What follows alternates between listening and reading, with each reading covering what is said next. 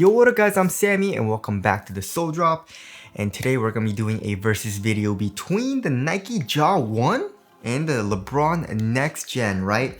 I wanted to do a Jaw 1 versus LeBron 20, but I feel like there's a very big price discrepancy, right? 110 bucks versus 200 bucks, just $90, basically twice the price, right?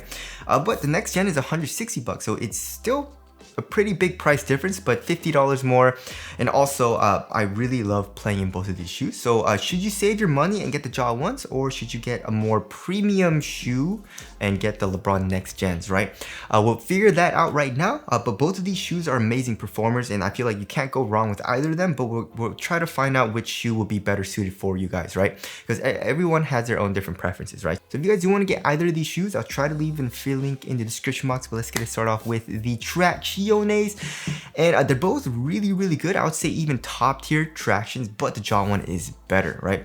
So if you're playing on a clean court, you'll have amazing bites. In the Nxxt Gens, I do have a translucent outsole, which does pick up a little bit more dust. The Jaw 1 actually picks up zero dust. Really good performance on a dusty setting, which of course is a good thing.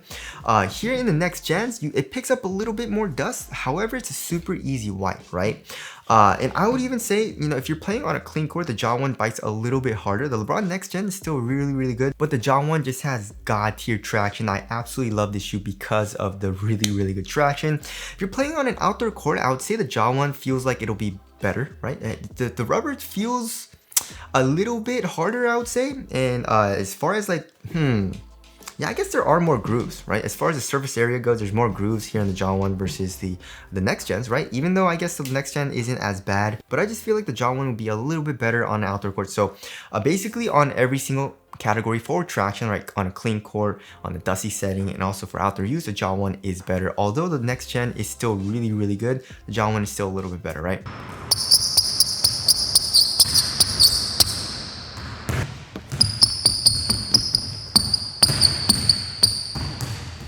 Alright, moving on to the heel to toe transition. They're both very smooth. Right here in the heel, we have a very soft foam, so there's a good amount of compression here in the heel.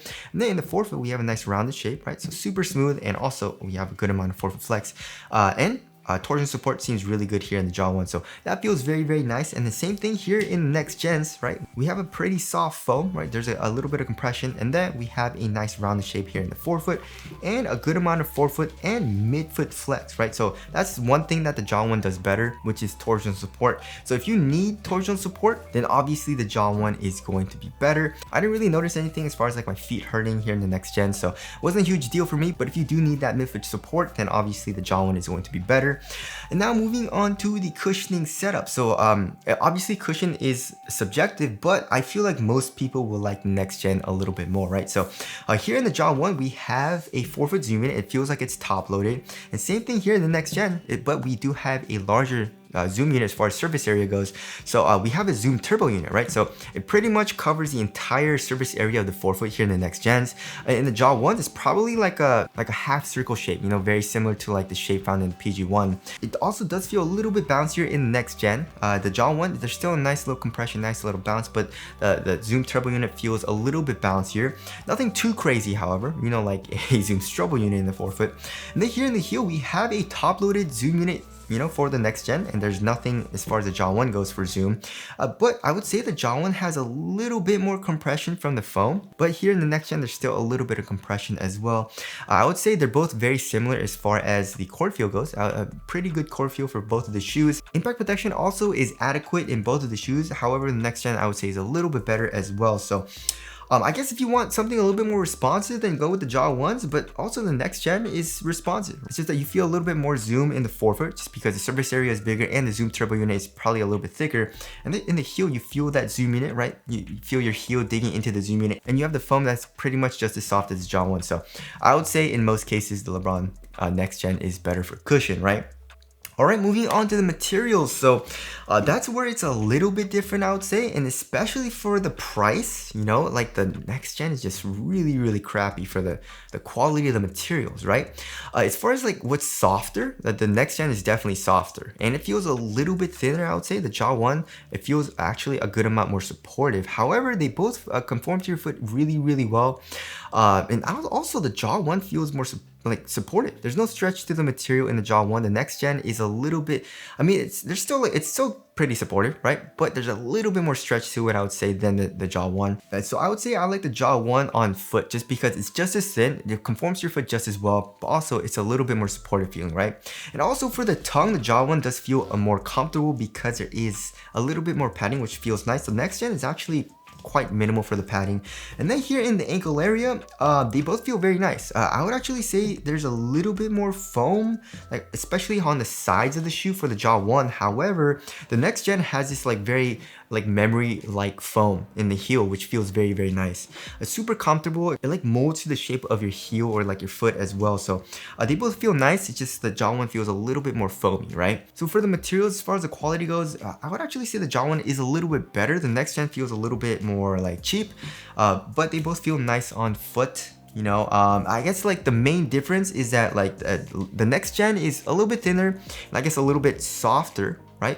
And the Jaw 1 is a little bit more supportive feeling, right? And I guess like the foam here in the tongue is a little bit different feeling as well. So in my personal opinion, I do like the Jaw 1 material a little bit better just because, like I said, it conforms to your foot just as well as the Nxxt Gens, right? All right, moving on to the fit. I went true to size for both of the shoes and they both fit me extremely well. So here in the Nxxt Gens, I would actually say it's a little bit more snug for the length, right? As you guys can see, it's a little bit more of a flatter shape in the toe box as well, like at the tip of the toe. So it runs a little bit shorter, but for me it was good, you know, just because I like to have a very snug fit when I'm hooping in them. So yeah, just be careful of that. If you don't like that, then probably go up a half size for both of these shoes just because they're both super snug here in the toe box. Although the Jaw 1 is a little bit more snug, they're both very snug, right?